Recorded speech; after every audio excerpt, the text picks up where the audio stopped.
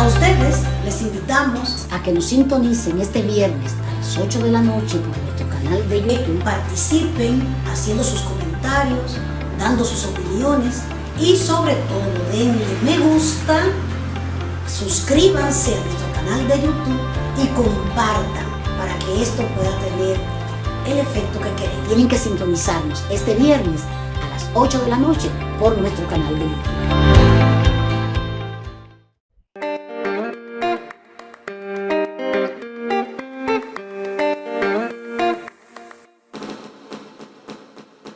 Hola mi gente, sean todos y todas bienvenidos y bienvenidas a su programa Conversaciones sin Fronteras RD, donde hablamos de cosas importantes de manera relajada. Hoy tenemos un episodio internacional. Yo estoy más que emocionada porque tendré hoy la compañía, un grupo de mujeres muy interesante, mujeres poderosas, poderosas. Pero antes, como siempre, yo quiero darme el tiempo de agradecer a mi gente, a mi público, sintoniza siempre por este canal. Yo quiero agradecer a Adra Peguero, que nos sintoniza siempre, todas las noches. También a Ramón Sánchez, el compadre, siempre nos sintoniza. A Isacha Han, a Maljoris Peña, que nos sintoniza desde la provincia de San Cristóbal. También a Angélica Félix y también queremos agradecer la sintonía de toda la gente que semana tras semana se conecta con este canal. Entonces, gracias siempre. Déjenme decirle que el programa de esta noche, como le comentaba, es poderoso. Vamos a estar hablando en el episodio nada más y nada menos que juventud, vivienda y acceso a la vivienda y el hábitat. Juventud, mujer y acceso a la vivienda y el hábitat. Y para hablar de ello, hemos invitado, obviamente, porque bueno, va a ser en el contexto de América Latina, y hemos invitado a dos mujeres poderosas. Bueno, estamos a tres, pero bueno, una de ellas se excusó porque tiene una situación familiar que impidió poder conectar. Igual ella está en corazón. Espero que Jenny pronunciado pueda estar bien y bueno, agradecerle de todas maneras su intención, querer participar del paso. En definitiva, yo tengo, les decía, dos mujeres superpoderosas.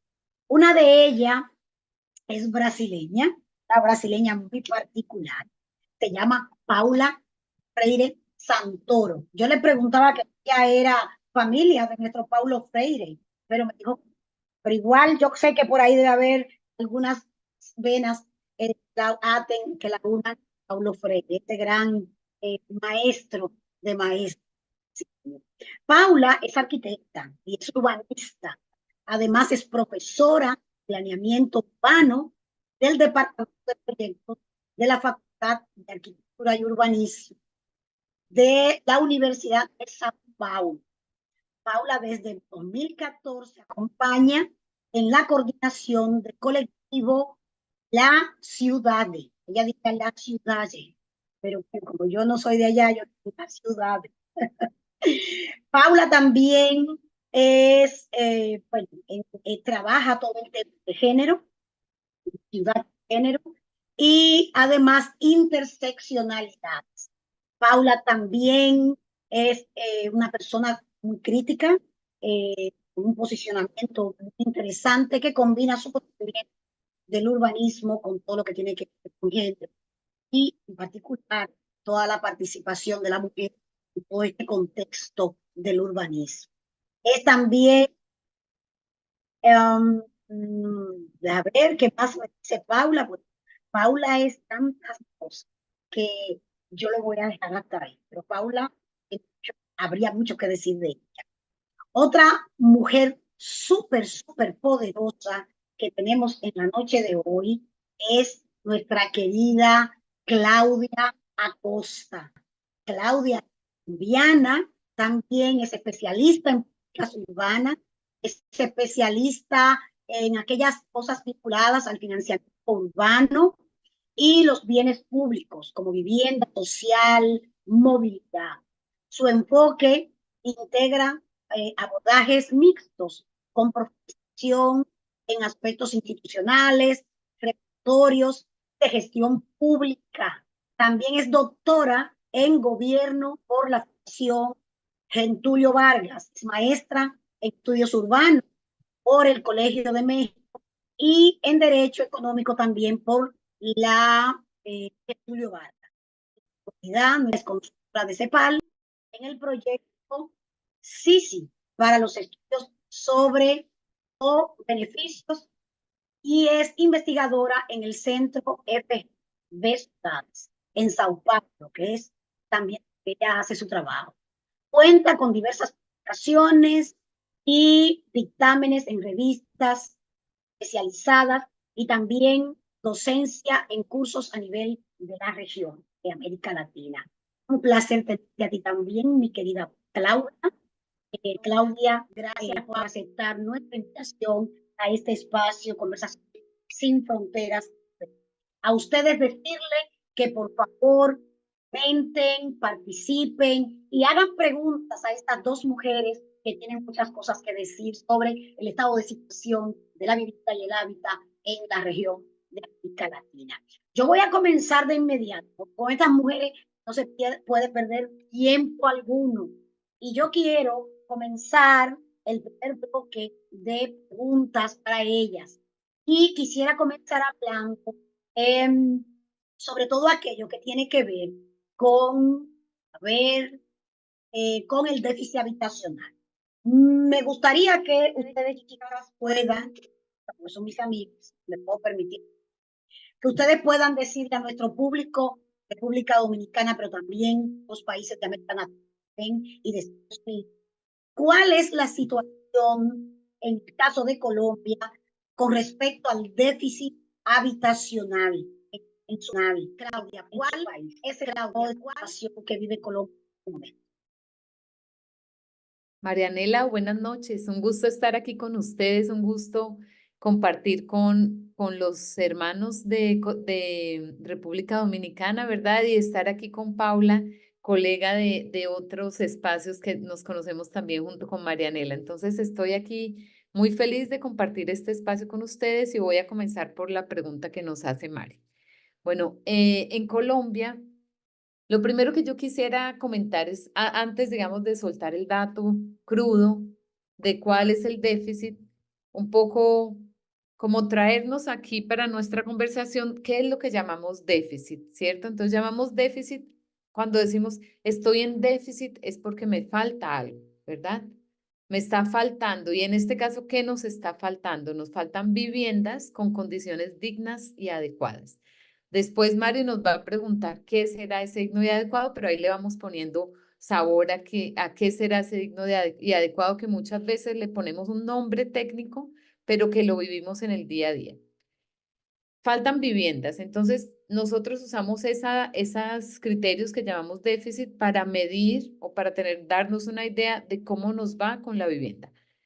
Nosotros decimos en general, y esto es una medición, una forma de medir muy compartida en la región, muy compartida en América Latina, que nos faltan viviendas o que las que tenemos no están en condiciones adecuadas. Y a eso le llamamos el déficit cuanti, es decir, cuántas viviendas nos faltan, y el quali, de esas que tenemos, cuáles no están adecuadas. Entonces, en Colombia, nosotros creemos que alrededor de que tenemos problemas con más o menos 3 millones de viviendas. 3 millones de viviendas de qué, con cuál distribución, ¿cierto? Más o menos nos faltan 2 millones de viviendas y el otro millón existe, la casa está, pero no tiene condiciones adecuadas. ¿Y por qué no tiene condiciones adecuadas? Por ejemplo, porque le faltan servicios básicos como agua entubada. Ni siquiera estamos hablando de agua potable, que es todavía un lujo para la mayoría de nosotros en la región, abrir la llave y podernos tomar el agua directamente, sino que no llega el agua de forma entubada, sino no llega corriente, el agua corriente. O le falta saneamiento básico.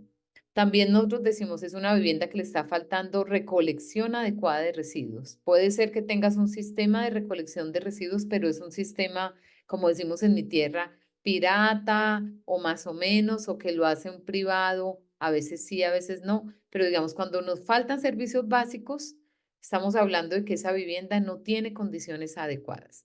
Otro motivo, porque le falta lo que yo soy abogada de formación, lo que nosotros en derecho llamamos la seguridad jurídica de la tenencia. ¿Qué es eso? Que suena muy raro.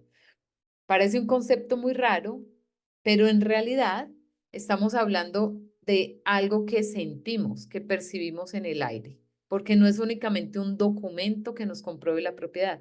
Cuando no tenemos seguridad jurídica es cuando nos sentimos inseguros de que el Estado nos va a proteger, cuando el Estado no nos garantiza esa relación con la vivienda, ya sea que seamos propietarios, poseedores o lo que llamamos en derecho tenedores, que es aquel que tiene la vivienda materialmente. Entonces, volviendo a la pregunta de Mari, en Colombia nosotros tenemos más o menos 3 millones de viviendas que nos están haciendo falta, ya sea porque la vivienda no está o porque la que está no tiene condiciones adecuadas. ¿Y eso qué significa? Entonces ustedes van a decir 3 millones, ¿qué significa? Bueno, 3 millones significa una cosa en Brasil, donde viven 200 millones de personas, 210, ahorita Paula nos corrige, y significa otra cosa cuando vives en Colombia, donde hay 53, 54 millones de personas, ¿cierto?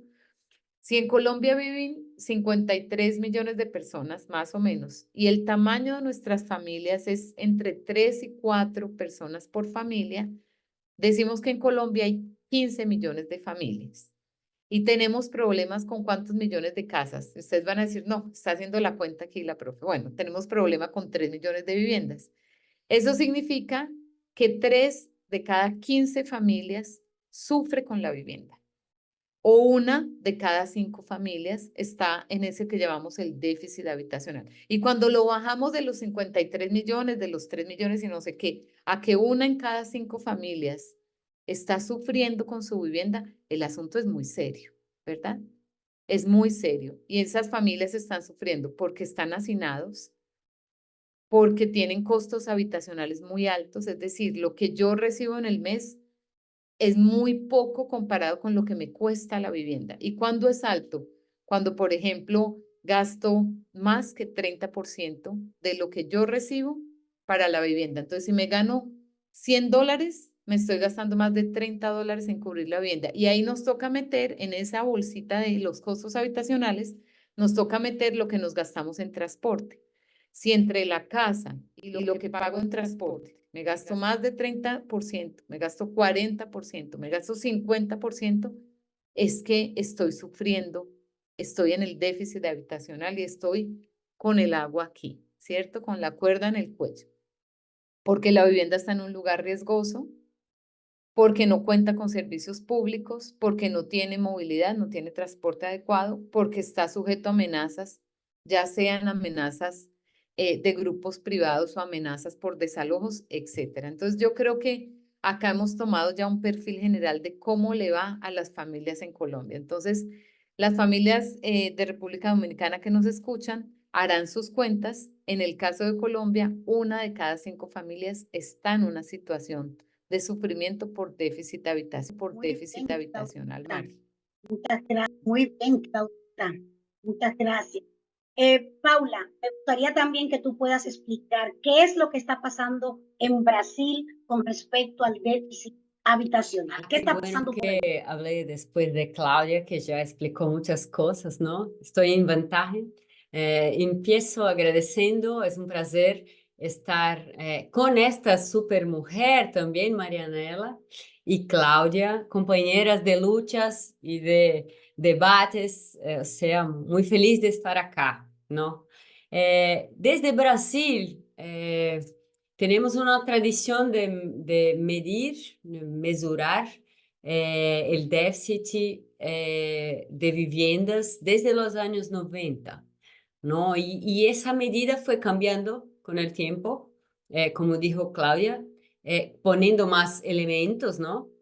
Y hoy tenemos un déficit habitacional que decíamos cuantitativo, o sea, cuántas viviendas que tenemos que construir.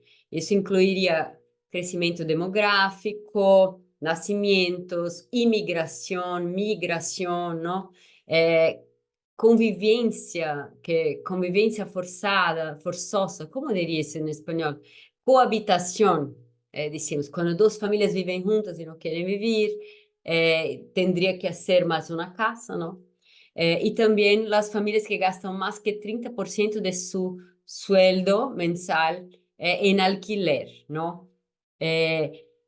Ese aspecto del déficit en Brasil, gastos excesivos con alquiler, es lo que más crece, ¿no? O sea, ese es fruto de un proceso de un cambio de precios de la tierra, aumentó para todos y eso influye.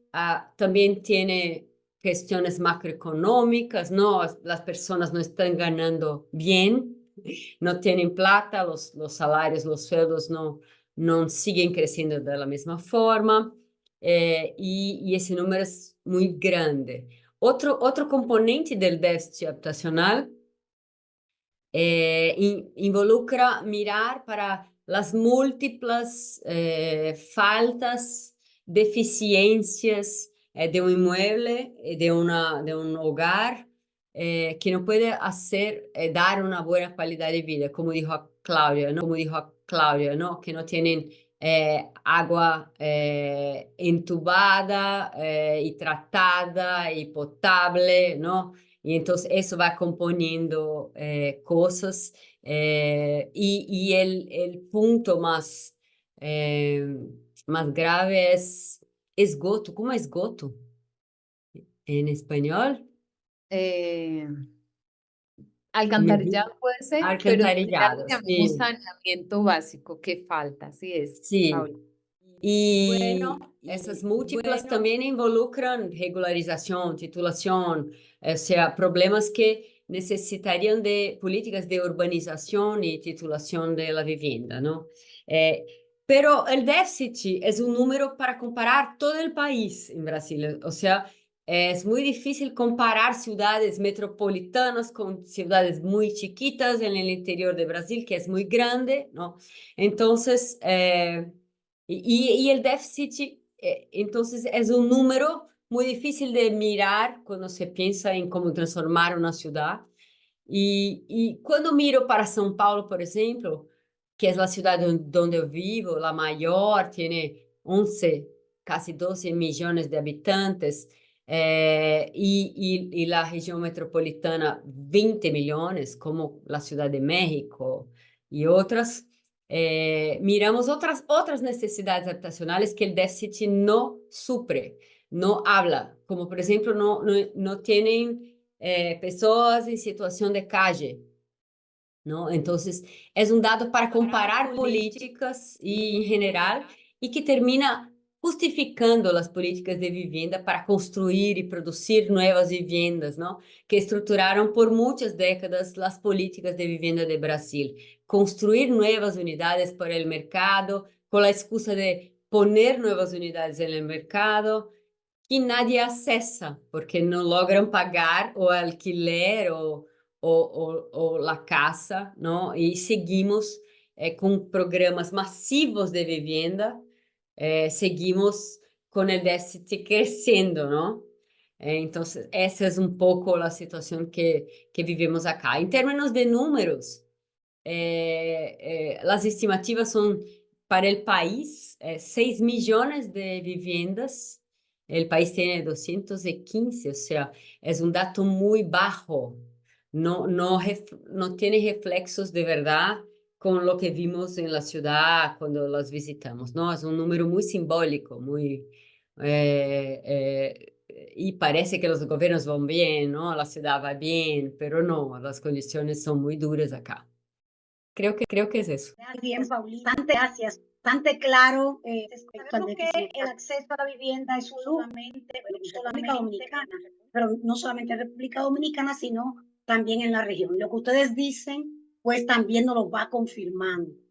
En el caso de República Dominicana, en términos del acceso tenemos vivienda muy costosa, de poca posibilidad para las personas que están en un salario, digamos, salario mínimo. La población generalmente, la manera en cómo accede a la vivienda, en el caso de Dominicana, es con la ocupación. Se desplazan en lugares, no tienen cómo adquirir una vivienda y ocupan. Muchas de ellas han venido del interior del país. Y esas ocupaciones van generando entonces que las personas vayan haciendo demandas para el tema del servicio, el gobierno haciendo intervenciones en proveerle del asfalto de la calle, las aceras, los contenes, el agua potable, a través de la lucha de los movimientos sociales urbanos que luchan por la vivienda. En el caso de ustedes en Brasil, Claudia, Paula, Claudia en Colombia, ¿cuál es esta realidad? ¿Acepta la gente, el pueblo común, la gente de a pie, de la misma manera para poder poseer una vivienda que además es autoconstruida porque las políticas públicas de vivienda en nuestro caso son muy limitadas para que usted pueda poder acceder por medio de la compra de una vivienda? ¿Cuál es la realidad en el caso de ustedes, Claudia? Claudia. Hola Mari, bueno Mari, gracias. Esa es una, Marianela escoge las preguntas del millón que llamamos, la pregunta del millón. Dime, para esta pregunta tan difícil, ¿qué respuesta tienes? Bueno, yo podría decir que lo que tú has descrito, digamos, sobre cómo las personas, no, digamos, como que nos garantizamos o satisfacemos nuestro derecho a la vivienda, es bastante común en la región, no solo en Colombia, sino en la región, que acceder a la vivienda por medio del barrio precario, del asentamiento precario, ha sido la forma histórica para las familias de menos recursos. Nosotros podemos, digamos, tenemos pequeños, breves momentos en que hay alguna política pública un poquito más, como más atenta de la población de menos recursos, pero en general, a lo largo de la historia, pues la población de menos recursos es la población que menos ha sido protegida y cuidada en términos de vivienda, ¿sí? Nosotros, digamos, yo creo que, e incluso la población de ingresos medios y bajos, porque cuando una vivienda es muy cara para todos nosotros, cualquier ciudadano que no tenga una herencia o que no reciba un dinero, digamos, en un paquete, ¿no? Un paquete de dinero junto, pues la mayoría de los que no lo recibimos tenemos que hacer un gran esfuerzo para adquirir nuestra primera vivienda, ¿verdad? La gran mayoría de nosotros lo tenemos que hacer porque la vivienda es muy cara. Quien no tiene capacidad de ahorro, pues se va a quedar por fuera de lo que ofrece el mercado. Y ahí entonces vas a tener toda la población de bajos ingresos e inclusive población que aunque gane un poquito más, por ejemplo, no tiene un empleo formal y se va a quedar afuera. Entonces, por lo menos en Colombia, los asentamientos precarios o los asentamientos informales que llamamos han sido la forma típica de acceso a la vivienda. Nosotros calculamos que más o menos 4 viviendas de cada 10 viviendas, cuando hacemos el paquete del país, y eso me gustó mucho que Paula dijo, es que estamos haciendo paquetes, pero cuando usted baja y mira a cada ciudad va cambiando. Inclusive si mira dentro de la ciudad va cambiando. Probablemente ustedes también tengan eso en República Dominicana. Nosotros calculamos más o menos que de cada 10 viviendas que hay, 4 son de origen precario, pero en Colombia esto cambia mucho de ciudad a ciudad. Entonces voy a mencionar 2 ciudades que son conocidas, de pronto más conocidas. Una es Bogotá, que es la capital, y la otra es la hermosa Cartagena de Indias. Si yo les preguntara a ustedes, si ustedes me pudieran responder cuál de las 2 es más precaria, probablemente ustedes tendrían duda y dirían, no, se parecen, porque en las 2 hay lo que los brasileños llaman favelas y hay muchos asentamientos precarios. Visualmente sí, pero cuando tú vas al dato, Bogotá es mucho menos precaria que Cartagena. Oh, sorpresa, ¿cierto? Y así vamos a mirar, a pesar de que ambas ciudades son caras, son ciudades caras para vivir. Sin embargo, en Bogotá hay mucha menos precariedad que en Cartagena. Es decir, la gente en Bogotá vive en condiciones mejores que la gente en Cartagena. Y esto yo lo traje, este ejemplo lo traje un poco para proponerles a ustedes discutir con qué se relaciona esa precariedad, ¿cierto? Entonces uno va a decir, con la pobreza. En Cartagena hay más pobreza. Sí, hay más pobreza que en Bogotá, pero en Cartagena también hay más desigualdad. O sea, la precariedad no la explicamos solamente porque seamos más pobres o menos pobres. Nosotros vemos ciudades que no necesariamente son tan ricas y son más, no sé si organizadas es la palabra, pero son ciudades que tienen más barrios populares, pero que no son necesariamente precarios, que la gente logró acceder a una vivienda un poco mejor. Y tenemos ciudades con mucha riqueza, extremadamente grandiosas, cosas extremadamente grandiosas de riqueza, pero que hay mucha precariedad, como Cartagena, ¿sí? Si alguna vez ustedes tienen la oportunidad de ir a Cartagena, ustedes van a ver que así como encuentras las mansiones más increíbles, encuentras las peores condiciones de pobreza habitacional. ¿Con qué más se relaciona la precariedad? Con los vacíos urbanos. Eso es una cosa que parece muy sorprendente. En nuestra tierra les llamamos los lotes de engorde. Nosotros hemos encontrado que ciudades que tienen mucha tierra ociosa son ciudades donde hay más precariedad. ¿Con qué más se relaciona? Con que nos falten políticas de vivienda. Cuando el gobierno no se mueve, no genera políticas de vivienda digna para el que lo necesita, cuando no se mueve a hacer mejoramiento de barrios, pues se nos va quedando y se nos va rezagando esa ciudad. ¿De qué más depende? De las reglas que pongamos. Hay reglas que son muy excluyentes, que son reglas que en vez de facilitar que incluyamos a esta población, las dejan afuera. Entonces son las reglas del acceso al suelo, las reglas de la construcción, las reglas de lo que se considera formal y lo que se considera informal. Si yo vivo en una ciudad donde la mayoría de los lotes de las casitas precarias son de 60 metros o 70 metros y el tamaño mínimo del lote es 200, pues nuestra regla nos está poniendo ahí un problema para acceder a la vivienda. ¿Y qué más? Por ejemplo, cuando también faltan políticas que reconozcan los derechos y asociados a la ocupación. Tenemos barrios que tienen 30, 40, 50, 60 años de antigüedad y siguen excluidos. Paula. Yo pediría a Marianela si puede repetir la pregunta para mí.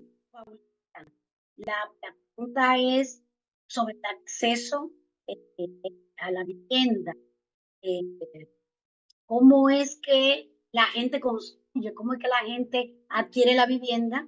Siendo que la gente construye o autoconstruye su vivienda, por ejemplo, en el caso de República Dominicana.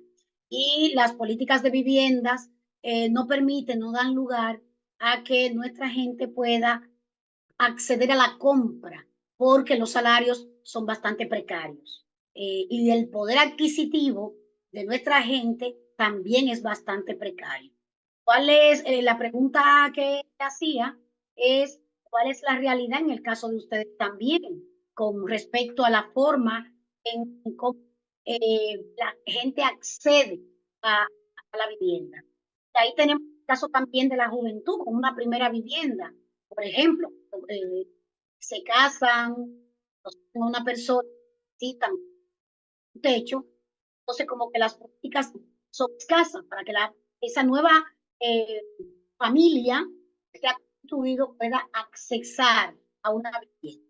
¿Cómo se da eso en el caso de México? Es un país muy grande, ¿no? Pero también nuestra mayor forma de acceso a una vivienda, no una buena, no en una ciudad cualificada, es a la autoconstrucción, ¿no? Ese proceso es muy descrito por la literatura como un proceso que se dio en la industrialización en los años 70, cuando nuestra población creció mucho, principalmente en las metrópoles, que es donde concentramos población en Brasil. las familias tuvieron que, con el salario, ¿no? El sueldo controlado, salario mínimo que llamamos, dar cuenta de tener una vivienda, ¿no? Y también comer y también otras cosas, ¿no? Y con una plata muy chiquita, ¿no? Entonces, no se puede decir que accesan. Lo que yo diría, hay una improvisación, ¿no? De cómo viven, por veces viven juntos, viven en quintales, en la parte detrás de la casa, compran o alquilan en el mercado informal, clandestino, precario, van a vivir lejos en las periferias metropolitanas, ¿no? En una situación de mucha desigualdad, ¿no? Aún si miramos para São Paulo, estamos produzindo mucha vivienda nueva. Es lo que hablamos, y son viviendas que intentan ser para los más pobres, porque tiene un precio limitado, pero termina que la producción de las viviendas es hecha en unidades muy pequeñas y caras. O sea, la idea es, está bien, el precio controlado está bien, yo voy a hacer el precio para el segmento económico, entonces las constructoras producen esa unidad, pero son chiquititas, como 19 metros cuadrados, ¿no? La media es 32 metros cuadrados, o sea, son muy pequeñas para una familia que necesita, ¿no? Entonces hay como un desencuentro, mucha producción pequeña de unidades pequeñas y caras, mejores ubicadas, pero donde las familias no logran estar porque son muy pequeñas, y una producción de viviendas lejos, sin infraestructura, lejos del trabajo, de las condiciones de equipamientos mejores, lejos de los servicios urbanos, que es donde las personas logran quedarse, ¿no? Entonces, si yo fuera a decir de una forma sintética, tenemos esa contradicción, estamos produciendo mucha cosa, pero inaccesible, ¿no? No solo por el precio, por el tamaño, por muchas cosas para quien necesita, ¿no? Y sobre los jóvenes, mira, quería decir que las familias brasileñas cambiaron mucho en las últimas décadas y la que más crece son familias chicas, o lo que llamamos monoparental con hijos, ¿no? Y los que viven en parejas, solo sin hijos, pero también los que viven solo, son las familias menores que están cada vez más, cada vez más necesitando de casas, ¿no? De casas para esas familias. Y hay ahora algunas iniciativas, ¿no? Yo estaba en México, no en Brasil, están cambiando un poco la idea de que un joven debería comprar una casa, porque aún está empezando su vida, decidiendo dónde va a trabajar, cómo va a ganar su plata, y los jóvenes no quieren más, piensan no totalmente con la ideología de la casa propia, que llamamos, y entonces México, por ejemplo, está lanzando un programa de alquiler, o sea, empiezan a se dibujar programas de alquiler para jóvenes accesarem las casas, para eso, para no comprarem, pero tener en el mercado casas a precios accesibles para ellos y también subsidios públicos para que puedan acceder al alquiler como un complemento de renta y cosas así. O sea, hay mucha cosa que empieza a ser dibujada, ¿no? Y que ahora en São Paulo empezamos a debater, pero aún no vi un programa que enfrentase la cosa de comprar la casa, ¿no? Esa necesidad que es construida por la sociedad, que tenemos que tener la casa y todo, pero tenemos que tener vivienda, tenemos que tener un techo, que vivir bien, que estar cerca del trabajo, y cosas así que los jóvenes empiezan a se interessar, e como aún não têm condições de estar bem ubicados, não? Por exemplo, mis estudiantes, Marianela e Cláudia, não têm mais coches na universidade. Entonces quieren vivir cerca de donde estudian. Y si van a trabajar, cambio de casa, ¿no? Quieren movilidad. Es una otra forma nueva, creo, de mirar para la casa, ¿no? Casa, ¿no? Muy bien, Creo que es eso. Paula. Muy bien, Paula. Muy interesante todo lo que has dicho. El tema del financiamiento, y en esto Claudia puede darnos mucha información porque es parte de los trabajos de investigación que Claudia ha estado realizando en estos últimos años. Tenemos entendido que el costo de alquiler, estamos hablando en el caso del alquiler de la vivienda, es bastante alto en la región. Por ejemplo, en el caso de República Dominicana, una joven pareja, como decía ahorita, recién casada, ambos, con salario mínimo, ambos, de los, digamos, 400 y $600 mensuales. Lo que conlleva a que tengan que quedarse a vivir realmente en casa de la familia, puede ser la casa de la madre, padre o la persona con la que viva antes de contraer el matrimonio. Es lo que en general usualmente se da. Esto en el caso de República Dominicana, estamos hablando en muchos casos de espacio, como tú decías, creo que era Claudia que decía hace un ratito, de 50 metros, 60 metros, Paula, 60 metros, 50 metros.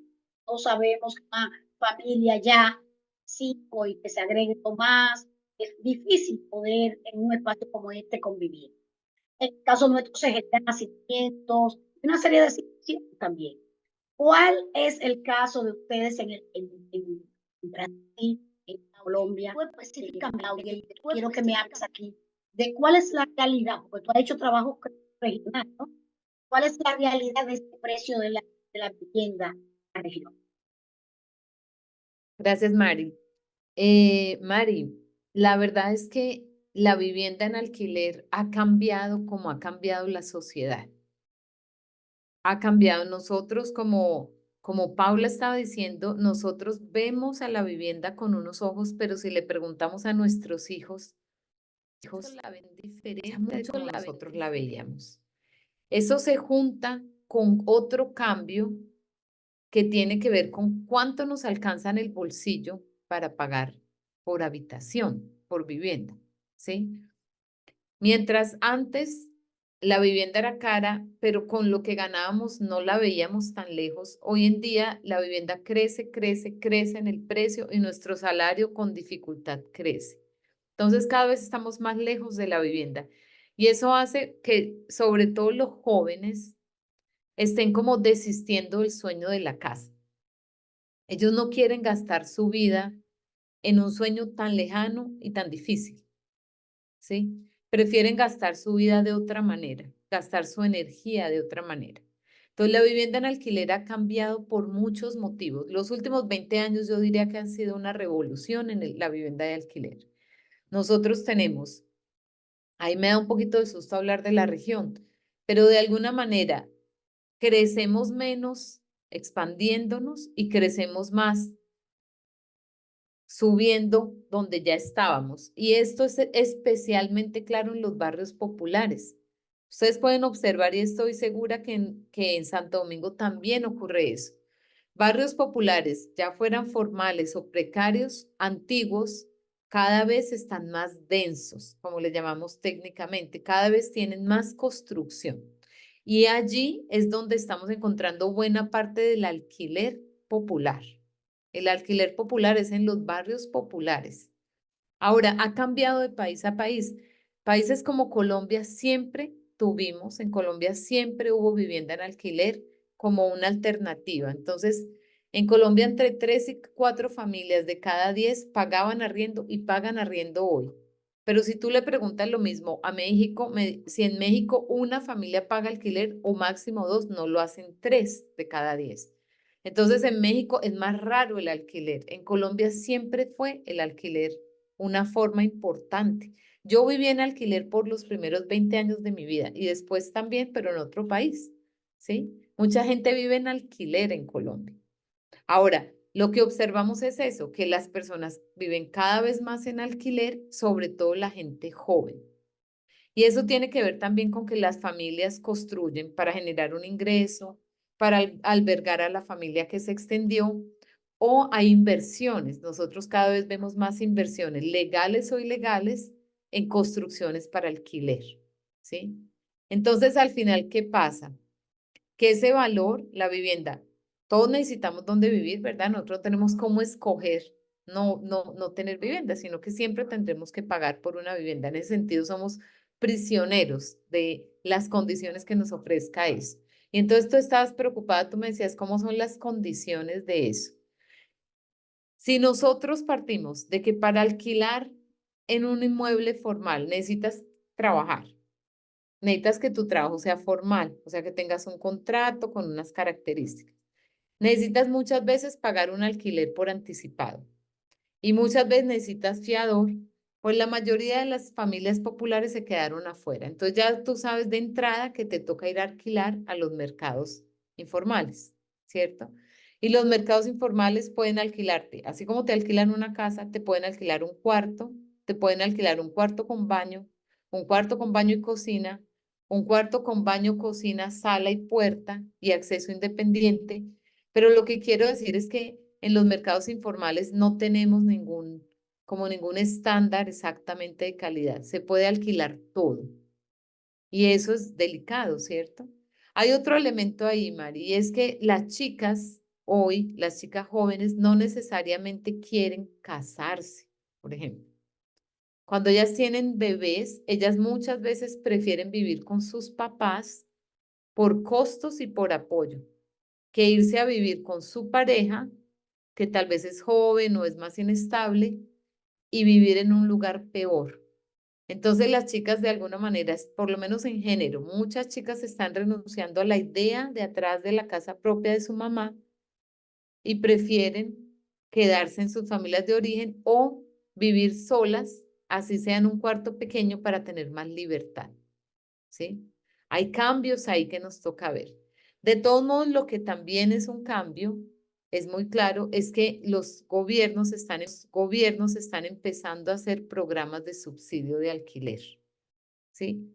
Que son pequeños dineros que entregan a familias, sobre todo asociado a familias que sufrieron desastres y perdieron su vivienda por desastres, familias de bajos ingresos, para que ellas puedan acceder Muy a pagar un claro todo lo alquiler. que has dicho, Pepe, muy claro todo lo que has dicho. Paula, de los 3 países de la región del que estamos conversando esta noche, el más grande en área superficial y población, Brasil. Nada que ver con República Dominicana, con Colombia y menos que con República Dominicana. Con la presencia además de lo que ustedes llaman favela y barrios, con grandes variedades, porque bueno, en América Latina tan similares, tan parecidas, unas particularidades. Hay altos índices de madres solteras. Y aquí quiero hablar del tema porque este es un programa que lo hacemos dirigido a la juventud y a las mujeres. Muchas madres solteras en todo este tema de acceso a la vivienda y el hábitat. En el caso de las mujeres, ¿qué trabaja en todo el tema de vivienda? ¿Cuál es la realidad que tú no puedes compartir en Brasil? ¿Qué es lo que está pasando en Brasil con el acceso a la vivienda respecto a las mujeres? Te puedo decir que en República Dominicana las madres solteras tienen muchas dificultades para poder estar en una vivienda con sus hijos e hijas. Muy difícil, sí. En términos generales, el acceso es complejo. Para madres solteras, para las mujeres en particular, se hace mucho más complejo todavía. Que tú no puedes decir en tu experiencia y los trabajos que tú haces en materia de género en Brasil. Entonces, Marianela, qué bueno que hice esa pregunta, porque también puedo hablar un poco de lo que Claudia estaba comentando y juntar las cosas, ¿no? En Brasil, lo que está pasando es lo que llamamos de feminización del déficit de vivienda, ¿no? Son las mujeres que necesitan más de casa, que tienen problemas para acessar financiamientos, ¿no? Y muchas cosas por dos cuestiones, por muchas cuestiones, por el patriarcado estructural, ¿no? Por los problemas estructurales de opresión que las mujeres viven, pero también por cuestiones demográficas, ¿no? En Brasil, las familias cambiaron mucho. Menos de la mitad de las familias brasileñas son la familia hombre, mujer y hijos, ¿no? No son menos del 50% de las familias. Y las familias que más crecen son las que llamamos monoparental con hijos, o sea, hombre con hijo, mujer con hijos. Pero una demógrafa de Unicamp ya nos conta que las que más crecen son mujeres con hijos, porque los hombres recasan. Los hombres recasan y ese es un dato estadístico de la demografía muy interesante. Y casan con mujeres más jóvenes, ¿no? Eso que sabemos públicamente, que pensamos intuitivamente. María Coleta en Unicamp hice las cuentas, ¿no? Y esas mujeres, entonces, que están en las familias que más crecen, son madres que llamamos madres solos en portugués, ¿no? En 2018 eran más de 11 millones de familias, 5% de las familias son esas ya en el país, ellas tienen dos problemas. Por ser madres, no logran trabajar y tener una plata por ser mujeres. Cuando entran en el mercado de trabajo asalariado, ¿no? El trabajo formal que llamamos, tienen bajos salarios, ¿no? Bajos sueldos, y trabajan menos horas que los hombres, porque no logran, tienen que cuidar de los hijos y trabajar. Entonces, hacen una agenda que compone cosas y necesitan de ayuda cotidiana para criar los hijos, ¿no? Una ayuda que viene de las familias, y no del Estado. Entonces, ahora hay una presión muy grande para que el Estado mire para esas madres solos y haga políticas de equipamientos, ¿no? De guarderías, de escuelas, ¿no? Para que no quede todo el trabajo de cuidar de los hijos en la familia, ¿no? Porque uno de los retos también para esas mujeres, madres solos, cuando van a vivir con sus familias porque no tienen condiciones de acceder a una vivienda, les pasa que llamamos de, Verónica Gago llama de remoralización en la familia, ¿no? Porque necesitan de plata y tienen un hijo para cuidar, tienen su autonomía limitada. No van a estudiar por la noche, no terminan sus estudios, entonces no logran trabajar en otro empleo o no logran tener una otra capacitación para cambiar su empleo, ¿no? Y también hay mucho control, un control moral mismo. Entonces, como, tuviste el hijo, ahora va a salir con sus amigas para una fiesta, ¿no? No, no va. Entonces, tiene estoy dando dos ejemplos para entender que la autonomía de esas mujeres está totalmente limitada por el hecho de que no tienen casa también, pero por muchos hechos que son las reglas morales que sufren porque dependen de la familia para hacer todas las funciones de madre, ¿no? Y eso entonces lleva as mujeres a intentar acessar as viviendas para ter propriedade, não? Ellas históricamente en Brasil no fueron propietarias. Nuestra ley de tierras empieza en 1850 diciendo que son hombres blancos que están en el poder, que serán los propietarios. Después mujeres entran y pueden ser propietarias herdando, ¿no? ¿Cómo dice eso? ¿Cómo digo en español? Heredando. Heredando, ajá, como Ah, herederas. herederas. Después, pero aunque pueden heredar propiedad, teníamos un código civil que decía que si estuviesen casadas, el hombre decidía o qué iba a hacer con la propiedad. O sea, no es que quedan independientes y pueden hacer lo que quieran con la propiedad, ¿no? Entonces, hay una construcción jurídica que les da propiedad, pero no logran acceder poder sobre esa propiedad, ¿no? Y más recientemente hay una lucha muy grande de las mujeres urbanas para tener el título de la casa en los procesos de regularización, pero también fueron 90% de las familias que accedieron a viviendas producidas por el mercado acá. O sea, hay una creciente procura de mujeres para serem proprietárias. Lo que pasa es que para cederem a propriedade se endeudam.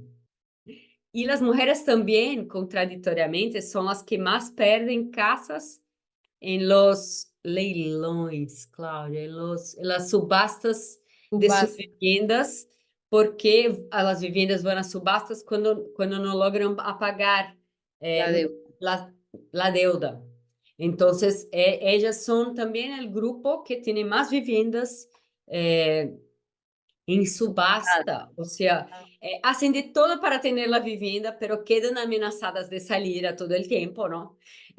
Entonces, es muy difícil ser madre solo y lograr toda la agenda de la reproducción social y del trabajo en la reproducción social, en el doméstico, y también acceder a un trabajo y a una vivienda y lograr pagar sin endeudarse en ese proceso o sin caer en la remoralización de la familia para que siga y pueda hacer cosas, ¿no?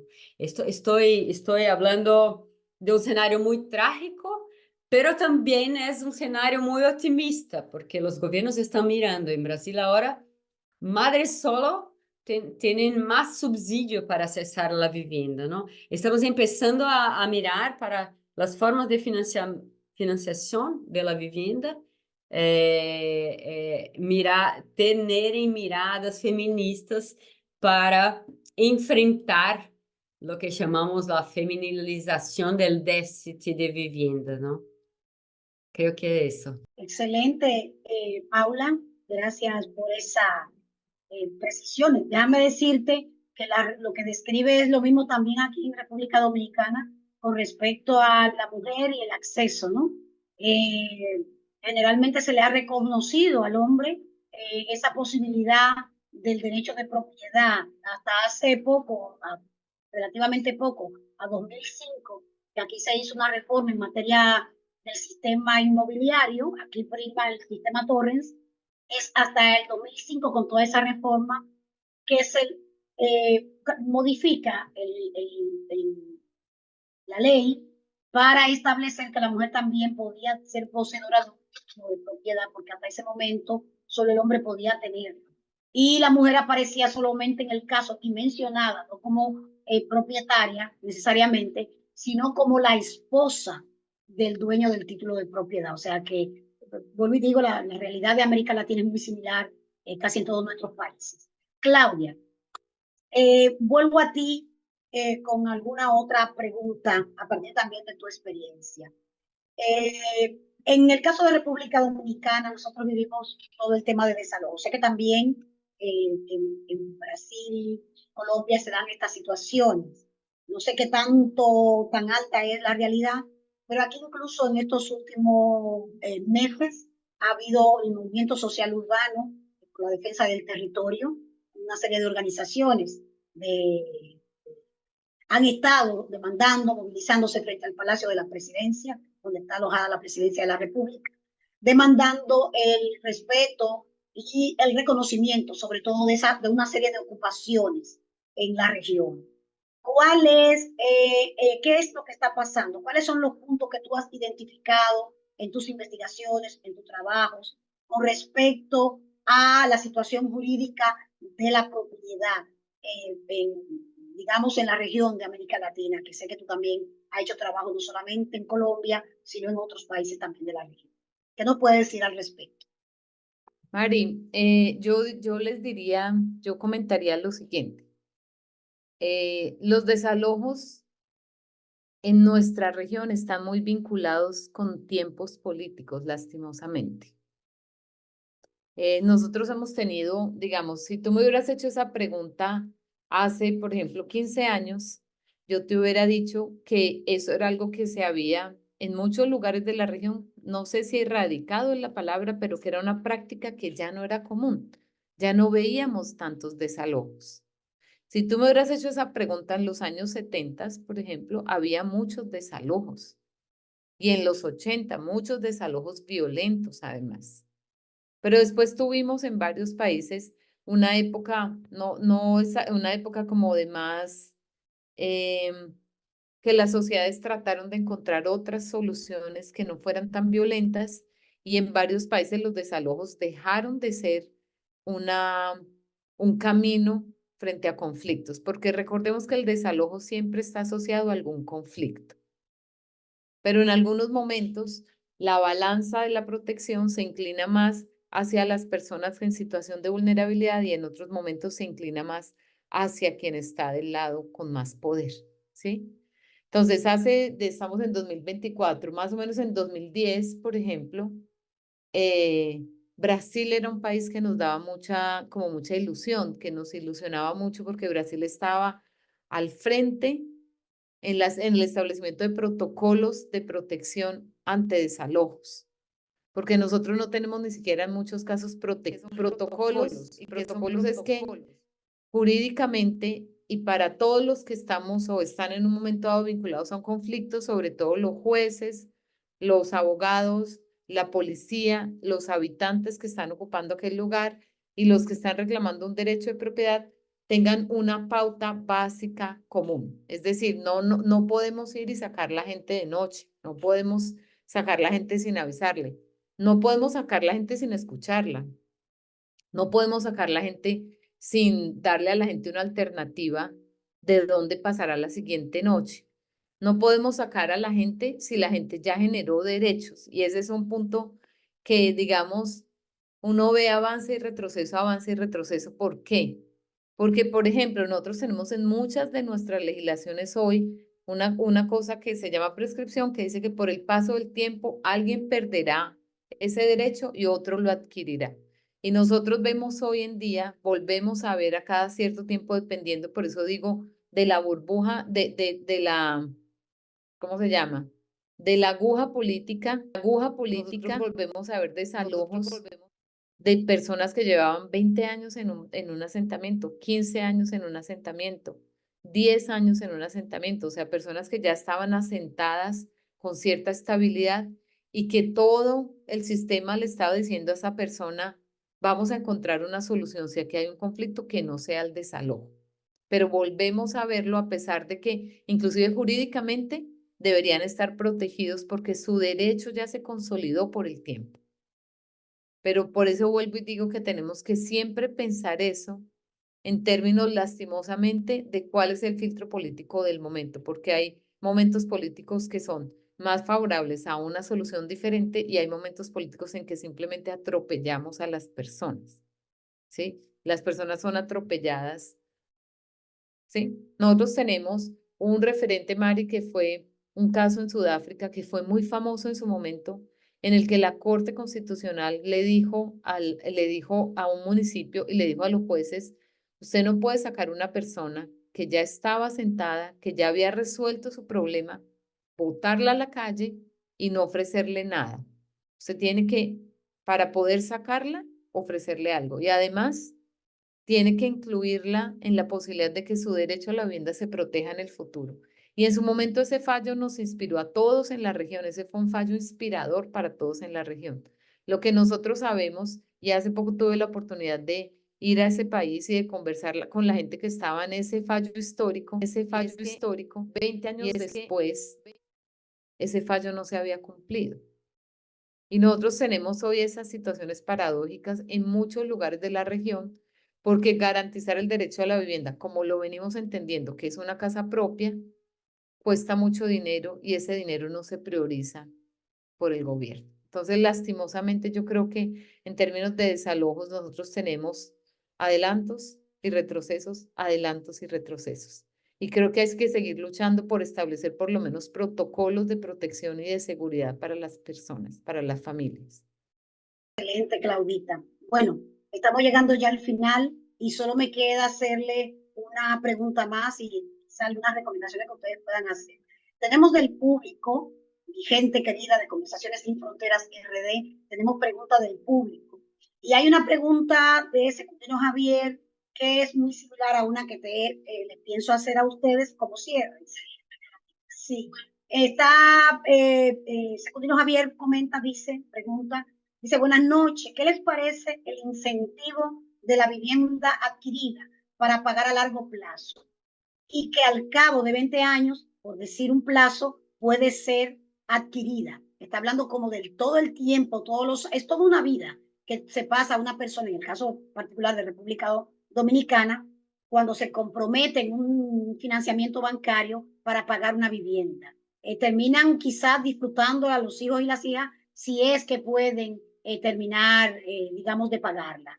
Y conectado a lo que dice Secundino Javier, Paula, queremos preguntarle, siguiendo en la línea del financiamiento de la vivienda, ¿cuáles son los programas que en el caso de ustedes, aquí en República Dominicana se ha hablado de bono vivienda o de primera vivienda, y creo que hay otra política en esa materia de vivienda? ¿Cuál es la realidad en el caso de Brasil con respecto a los programas? ¿Cuáles son los programas que se promueven? Y si esos programas realmente permiten el acceso de las personas de menos recursos. ¿Cómo se da por allá, por Colombia? Pero en particular en este caso, Paula, en el caso de Brasil, ¿cómo está eso? Hola, agradezco por las preguntas. Mira, creo que en Brasil y otras ciudades latinoamericanas, la idea de un endeudamiento por 20, 30 años es casi la única forma de los más pobres o clases medias accesarem a una casa, a una vivienda, ¿no? No teníamos y no tenemos subsidio al alquiler. Tenemos algunos en São Paulo como 7 edificaciones, casi 1000 unidades para una ciudad de 12 millones de personas que son alquileres sociales, o sea, muy, muy, muy puntual, ¿no? Creo que las principales formas de acceso a viviendas son entonces un endeudamiento eterno, ¿no? Lo que una autora llama de la dívida impagable, porque muchas veces para pagar endeudamiento se cambia la deuda para otra cosa, ¿no? Yo tengo un amigo que compró un coche para compró la casa, después para pagar el coche vendió la casa y así iba haciendo lo que llamamos acá en Brasil rolo. ¿No? Que es, pone la deuda ahí, pone la tarjeta de crédito, saca de un amigo, pide en la familia, vas al banco, intenta renegociar la deuda, en fin. Creo que esa es la principal, desafortunadamente, forma de acceder a la vivienda para esas clases. Pero la más común en los más pobres no es esa. Es titulación, o sea, ocupo, construyo, autoconstrucción y después voy por servicios, lucho por tener calidad en la vivienda, en el urbano donde yo vivo y sigue la vida toda también pagando su casa en 1000 partes, ¿no? Porque essas pessoas muitas vezes são desalojadas e vão a outro sítio, lo que chamamos de, empiezan a estar em uma situação que chamamos de transitoriedad permanente. Mientras no tienen la pose de la tierra, son sacadas para los lugares y así van pulando, ¿no? Siempre cambiando, pero siempre montando una casa toda desde abajo, ¿no? Sufren mucho esas familias. Creo que la idea de los programas de alquiler y después con compras son muy parecidos de comprar en 20 años, ¿no? No es que la cosa se queda muy accesible. Lo que hace falta, creo, para nosotros son programas de vivienda pública, de vivienda donde la propiedad es pública y se puede alquilar. O sea, yo logro controlar los precios de las viviendas, ¿no? Y eso es muy difícil en América Latina, no controlamos precios de alquiler. No tenemos un gobierno que incide en términos de regulación a la propiedad de la tierra. ¿Por qué? Porque el alquiler, tener una casa para una familia, es más que tener un techo. En Brasil, como no tenemos jubilación muy buena, las personas ahorran plata para tener en una casita para alquilar, que es la jubilación de la familia en el futuro, ¿no? Entonces, hay toda una relación entre tierra, vivienda y las formas de ganar la vida, de ganar plata para vivir, para sobrevivir, que hace una apuesta muy fuerte en tener una casa, en la idea de la propiedad, ¿no? La propiedad como un jubilamiento, como una garantía, como algo para los hijos, ¿no? Aunque no sea mío, como decía el tipo en el chat, mis hijos van a tener la casa, ¿no?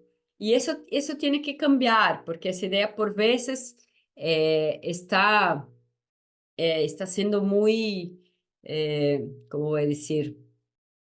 El alquiler está se profesionalizando y la idea de comprar para alquilar cada vez más, pero también en São Paulo tenemos un número de inmuebles vacíos muy alto, porque las personas quieren alquilar para Airbnb, para alquiler temporario, o sea, para el mejor precio, ¿no? Y no para familias vivirem.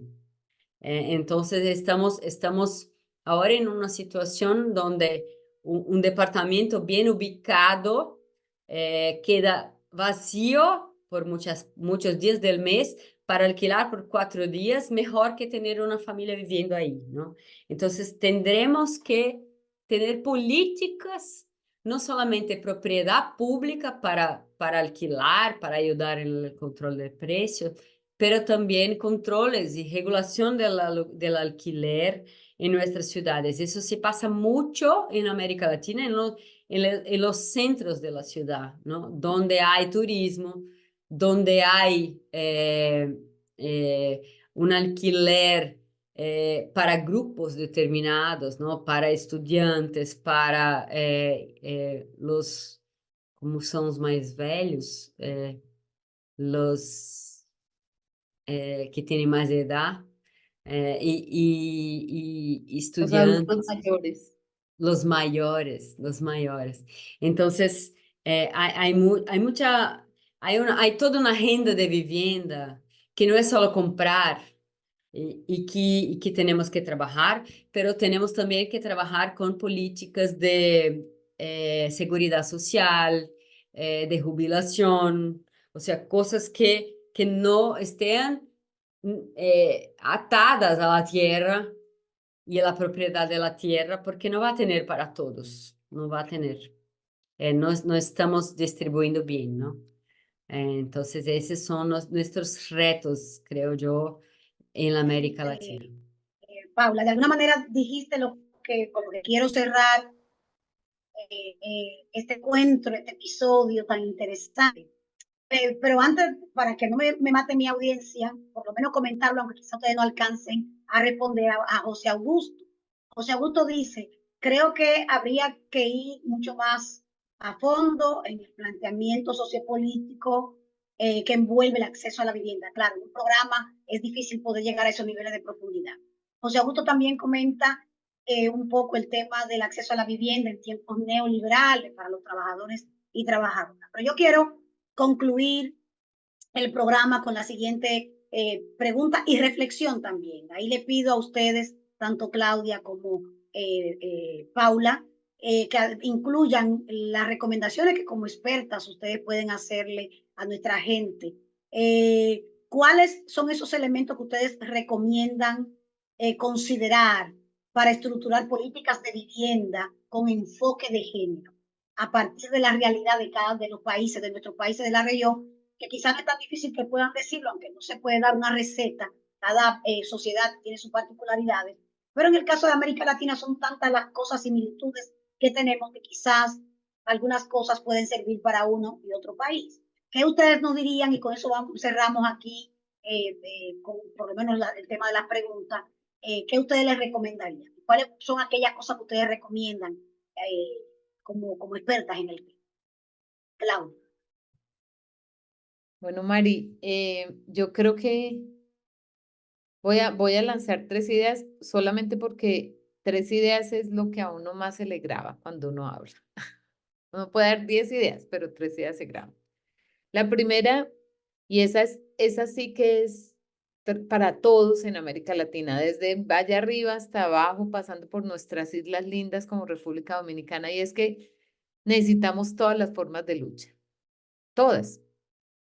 Cuando uno va y admira esos países donde la gente vive mejor, donde logró, sobre todo en términos habitacionales, estoy hablando aquí, porque en Estados Unidos la gente vive mejor en una cierta manera, pero los costos habitacionales se los están tragando y se gastan 3 horas en el camino y todo eso. Entonces, pensando en países que uno dice, ay, qué envidia de la buena, como decimos en mi tierra, yo sé que no en todos los lugares hay envidia de la buena, pero en el mío hay. ¿Cómo me gustaría saber la fórmula que lo lograste? Tú vas y miras y es una serie amplia de política pública. O sea, uno no resuelve el problema habitacional solo con bono de primera vivienda. Usted no resuelve el problema habitacional solamente con subsidio al alquiler. Usted no resuelve el problema habitacional solamente con vivienda pública. Usted no resuelve el problema habitacional solamente con necesita barrios. Usted necesita todas las formas de lucha. Usted las necesita todas y más y otras más, ¿no? Además, ¿por qué, Mari? Aquí voy a ir a tu pregunta, porque es que nosotros tenemos diferencias en las necesidades. No es lo mismo lo que necesita mi familia que lo que necesita una familia de madre soltera, sola, con hijos. No es lo mismo. No es lo mismo lo que necesita una pareja anciana que lo que necesita una pareja joven. Y nosotros ya tenemos claro, y yo creo que eso la estadística solamente nos refuerza lo que ya sentimos, y es que en esto de la lucha por la vivienda a las mujeres nos va peor, porque además nosotros somos las que ponemos el hogar en la mayoría de los casos. Entonces nosotros sabemos que la mujer se aguanta, por ejemplo, la violencia doméstica para garantizar el techo para sus hijos. Entonces necesitamos que la política pública reconozca eso.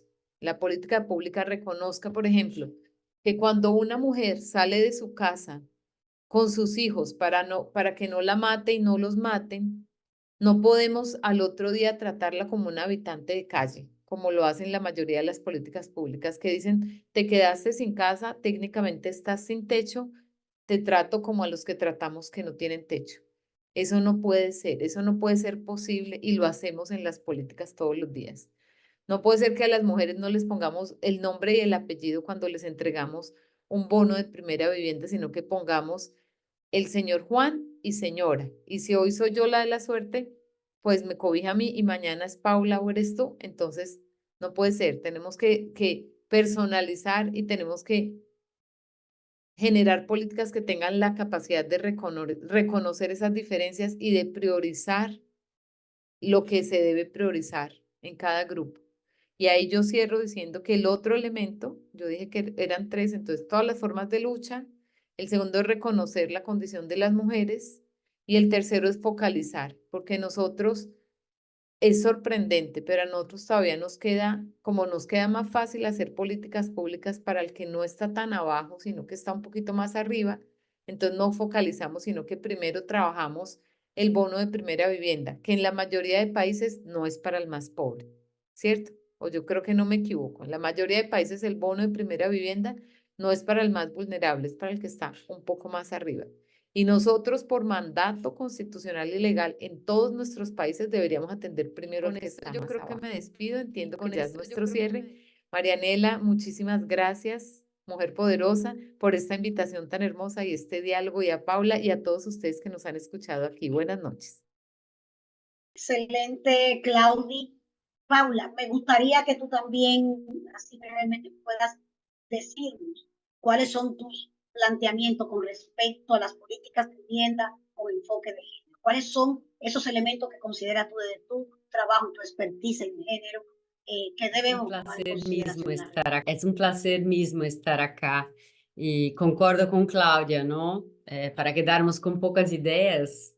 La diversidad de políticas es muy importante y es importante para, como una política de género, porque ni siempre o acceder a la vivienda con un endeudamiento no es nada bueno para las mujeres como una única forma de acceder a vivienda, ¿no? Pero creo que hay mucha cosa que se pasa hoy. Subsídios maiores para mães, madres solos, subsídios totales para mujeres vítimas de violência. São alguns temas que aparecem, ¿no? Titulación prioritariamente en nombre de la mujer. O sea, todo eso es una agenda en torno de la propiedad privada, ¿no? Creo que para mujeres, si yo fuera a terminar con dos agendas más, ¿cómo voy a decir? Que no depende de plata solamente, ¿no? Una de ellas sería tener una ciudad que cuida, o sea, un estado que ayuda en el cuidado. Yo estuve muy impresionada con una visita a México que yo hice e hicieron algunos equipamientos pensando desde la mujer, o sea, tenía donde lavar las ropas y los hijos, guardería para hijos lado a lado.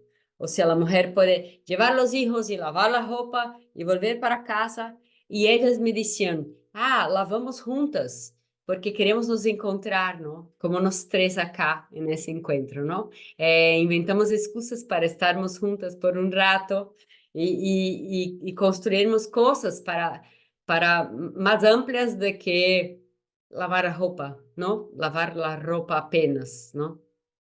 Essa ciudad cuidadora es una agenda muy importante y depende del Estado y depende de mover los equipamientos públicos, los espacios públicos para serem mais incluyentes. Ellos también hicieron las iluminaciones en las calles para acceder a ese equipamiento, ¿no? Sí, hay un equipamiento dentro de él para casos de violencia de género que pueden encaminhar jurídicamente dentro, pero también hacer terapia. También un spa donde la mujer que tiene que se recuperar puede pintar las uñas. Es lo mismo en español. O sea, es un equipamiento que piensa la mujer de forma más amplia. Y también los idosos, tiene fisioterapia, tiene cosas, o sea, es pensar todas las tareas del cuidado promovida por el Estado, es una forma de hacer una ciudad cuidadora que hace la vida de las mujeres posible, ¿no? Y esa idea está en el mundo, está en Bogotá, en las manzanas del cuidado, está en las utopías de México, está en Barcelona, la ciudad cuidadora, está en muchos, y es una agenda no solo para mujeres, una ciudad cuidadora que ilumina las calles es buena para todos. Entonces, es pensar a partir de las mujeres para también expandir para todos, ¿no? Y una otra agenda que creo yo que es algo que vamos a tener que pensar es una agenda de la propiedad colectiva, del compartilhar, ¿no? Entre mujeres. O sea, si no hay Estado haciendo eso, ¿cómo podemos hacer juntas cosas que hacen nuestra vida mejor y nuestro hogar mejor también, ¿no? Por ejemplo, me parece muy loco que sea normal en un departamento todos tener una cocina, todos tener una máquina de lavar ropa. Isso é bueno para o mercado, ¿no? Pero se eu lavo a roupa uma vez por semana, poderia compartilhar com Cláudia, com Marianela, ¿no? Então, começamos a pensar coisas e a ideia da propriedade coletiva não mercantilizada, que eu não tenho que endeudar-me para ceder, que eu possa compartilhar as formas de fazer a cocina, os alimentos, ¿no? Y compartilhar tiempo, ¿no? Y eso significa crear familias muy más complejas de que la familia hombre, mujer e hijos, pero muchas familias juntas y una ayudando a la otra, ¿no? Viver una idea de colectividad y familia como amigos que conforman una familia, ¿no? Creo que esa es una agenda muy feminista. Y que transformaría la ciudad y las viviendas, ¿no? Donde no tengo necesariamente Estado, no tengo plata para ceder a una vivienda por el mercado, entonces hagamos nosotros, ¿no? Nosotras juntas una transformación colectiva y para eso tenemos que ser más solidarias y menos competitivas, ¿no? Pero creo que solidariedad está en el DNA de las mujeres y es muito bueno estar acá con Marianela, Cláudia y cambiarmos un poco, acalentarmos el corazón, mismo a distancia, de nos vermos y pensarmos cómo hacer cosas juntas en la América Latina. Muchas gracias por la invitación. Excelente, excelente. Estas mujeres no podían darme menos de lo que me han dado esta noche en esta entrega. Definitivamente ha sido exquisito. Gracias, Claudia, amiga querida de Colombia. Gracias, Paula, amiga querida de Brasil. Por eso que yo digo, lo que tú dices, eso último que dices, Paula, es sororidad. Es lo como le llamamos por acá. Sororidad entre mujeres. Recojo de todo lo que ustedes han dicho como propuesta. Número uno, que hay que pensar la vivienda y el acceso al hábitat desde una perspectiva de género. Y yo diría que también desde la mujer. Hay que pensarla desde la mujer, además de verla desde la perspectiva de género. También decirle que hay que pensar en los derechos. La vivienda es un derecho universal, pero también está consagrado en cada una de nuestras constituciones, en cada uno de nuestros países de la región. De manera que nuestros gobiernos están obligados definitivamente a garantizar ese derecho, que es el acceso a la vivienda, pero no el acceso a la vivienda pura y simple, sino a la vivienda digna, que implica todo lo que nuestras compañeras, todo lo que mis compañeras han planteado en la noche de hoy. A ustedes, gracias por la sintonía, mi gente, de Conversaciones Sin Fronteras RD. Estoy segura de que este episodio ha sido de mucha riqueza y decirle a todo el movimiento social por el derecho a la vivienda y el hábitat de la región de América Latina y en particular, de República Dominicana, que sigan luchando por sus derechos. Solamente el pueblo salva al pueblo en nuestro viejo lenguaje revolucionario. Así que también recuerden darle me gusta si le ha sido de interés este episodio. Recuerden también compartir, sigan comentando, que en algún momento Claudia, Paula, yo le estaremos respondiendo también por nuestro canal de YouTube. Y bueno, también denle a la campanita para que sigan recibiendo todas nuestras entregas. Muchas gracias y pasen muy buenas noches. Paula, besos, mis amigas queridas. Las amo desde el corazón.